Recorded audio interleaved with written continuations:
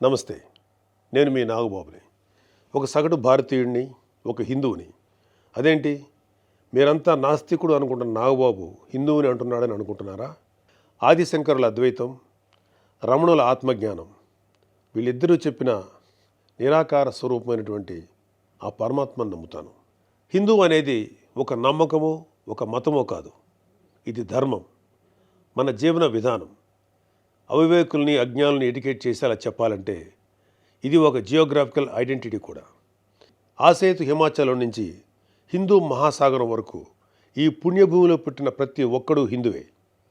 ఈ దేశంలో, ఈ ధర్మంలో చార్వాకులు కూడా చోటుంది. కాబట్టి నేను నికార్సైన హిందువుని.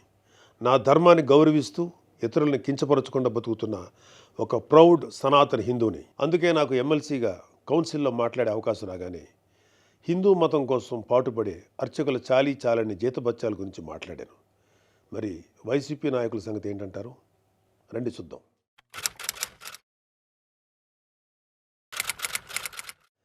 సెప్టెంబర్ 6, 2020 అంతర్వేది శ్రీ లక్ష్మీ నరసింహస్వామి వారి రథం దగ్ధమైన రోజు. రాష్ట్ర వ్యాప్తంగా ఉన్న హిందువులందరి మనోభావాలు దెబ్బతిన్న రోజు. అప్పటి వైసీపీ ప్రభుత్వం ప్రతిపక్షాల ఒత్తిడికి తలొగ్గి కేసుని సిబిఐకి అప్పచెప్తామని చెప్పింది. కట్ చేస్తే 2023లో ఒక హిందూ హక్కుల యాక్టివిస్టు ఆర్టీఐ వేశాడు. దానికి సిబిఐ ఏం సమాధానం చెప్పిందో తెలుసా? అసలు ఈ కేసు మేము టేకప్పే చేయలేదని చెప్పారు. మసిపూసి మారేడికాయ చేయడంలో ఎక్స్పర్ట్స్ అయినటువంటి ఒక్క వైసీపీ నాయకుడైనా దీని మీద మీడియాలో మళ్ళీ మాట్లాడడం చూసారా? అయినా వీళ్ళకి అవతల వాళ్ళ పర్సనల్ జీవితాల మీద ఉన్న ఇంట్రెస్ట్ మన హిందూ దేవాలయాల మీద ఎక్కడ ఉంటుంది?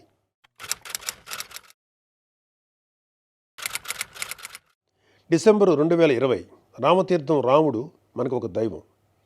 మహావిష్ణువు అవతారం మాత్రమే కాదు, అంతకు మించి. ఈ దేశం తాలూకు ఆస్తిత్వం రామకథలో ఉంది. ఒక మనిషి ధార్మికంగా ఎలా బ్రతకాలో రామాయణం చెప్తుంది. రామాయణంలో మారీచుడు చెప్తాడు, రామో విగ్రహవాన్ ధర్మ సాధు సత్య పరాక్రమ అని. ఈ భూమి మీద రాశీభూతమైన ధర్మమే శ్రీరాముడిని నమ్మే జాతి మనది.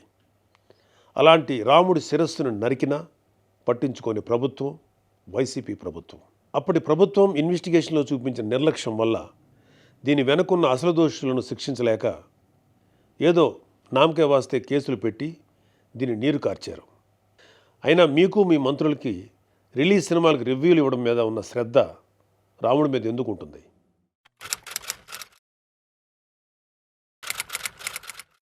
జనవరి 22, 2024 అయోధ్య రామమందిరం ఇనాగ్రేషన్ కొన్ని దశాబ్దాల సుదీర్ఘ న్యాయ పోరాటం తర్వాత, కొన్ని వందల మంది బలిదానాల తర్వాత హిందువులు కలలు కన్న రామమందిరం కల సాకారమైంది. దేశమంతా ఒక పండగలాగా దీన్ని సెలబ్రేట్ చేసుకున్నారు. మన రాష్ట్రం నుంచి పవన్ కళ్యాణ్ గారు, చంద్రబాబు నాయుడు గారు కూడా వెళ్ళి అందులో పాలు పంచుకున్నారు. కానీ ఈరోజు హిందువుల మీద ఎక్కడ లేని ప్రేమ వలకపోస్తున్న వైసీపీ నాయకుడు గారు కనీసం ఫార్మాలిటీకైనా ఒక ట్వీట్ కానీ ఒక వీడియో బయట కానీ పెట్టారా? పోనీ మీ స్టాండ్ ఏంటో ఓపెన్గా ప్రజలకు చెప్పే దమ్ము అయినా మీకుందా? మీకు వ్యతిరేకించే ధైర్యం లేదు. అలా అని అభినందించే సంస్కారం అంతకంటే లేదు. వెరసి మీ మనసులో హిందువుల మీద కుళ్ళు కుతంత్రాలు తప్ప ఇంకేమీ లేవు. టీటీడీ భక్తులకి భగవంతుడిని దూరం చేసిన వైసీపీ పూట గడవని పేదవాడి దగ్గర నుంచి వజ్రాల కిరీటాలు చేయించే కోటీశ్వర్ల వరకు అందరి కోరిక ఒకటే, ఆ కలియుగ దైవమైన వెంకటేశ్వర స్వామివారి దర్శనం ఏడాదికి ఒకసారైనా చేసుకోవాలని. ఒక సామాన్య భక్తుడు నెల డబ్బులు కూడబెట్టుకొని మరి ఆయన చూడడానికి కొండ మీదకి వెళ్తాడు. అలాంటి కొండ మీద అకామిడేషన్ ఛార్జీలు మీరు ఒక్కసారి ఎలా పెంచుతారు? నందకం, పాంచజన్యం, కౌస్తుభం, ఒకలామాత గెస్ట్ హౌసుల్లో 500కి దొరికే రూమ్ని 1000కి ఎలా పెంచారు?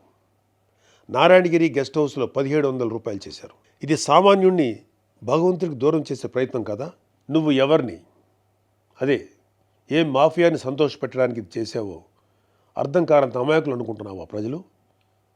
దర్శనాలు సేవలు అయితే ఇంకా దారుణం.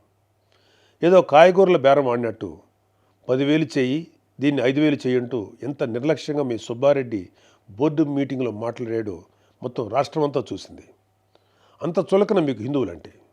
ఇకపోతే తిరుమల మీద నువ్వు చేసిన దోపిడీ అంతా ఇంతా కాదు. ఒకే ఒక ఉదాహరణ చెప్పాలంటే టీటీడీ కామన్ గుడ్ ఫండ్కి ఇచ్చే కాంట్రిబ్యూషన్ 2.5 కోట్లు ఉండేది. దీన్ని సెప్టెంబర్ 2021లో 50 కోట్లకు ఒక్కసారిగా పెంచేశాం. అసలు ఇక్కడే కాదు, ఎక్కడ కొండ కనపడినా గుండు కొట్టేయాలనుకోవడమేగా మన అలవాటు.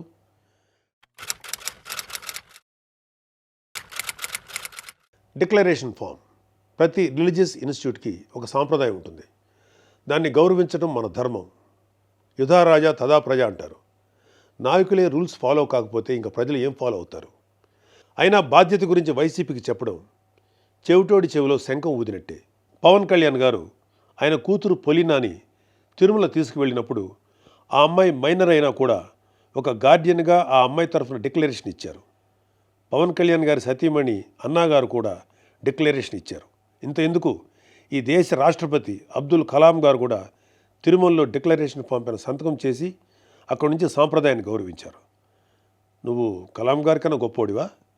డిక్లరేషన్ ఇవ్వకుండా వెళ్ళటమే కాక మీ మంత్రి వచ్చి ఆడి అమ్మ మొగుడు కట్టాడా తిరుపతి గుడి అని అంటాడా? అలా తలపొగురు మాటలు మాట్లాడితేనే జనాలు 151లో మధ్యన 5 తీసేసి 11 ఇచ్చారు. అయినా నువ్వు ఏమైనా మారావా? లేదు.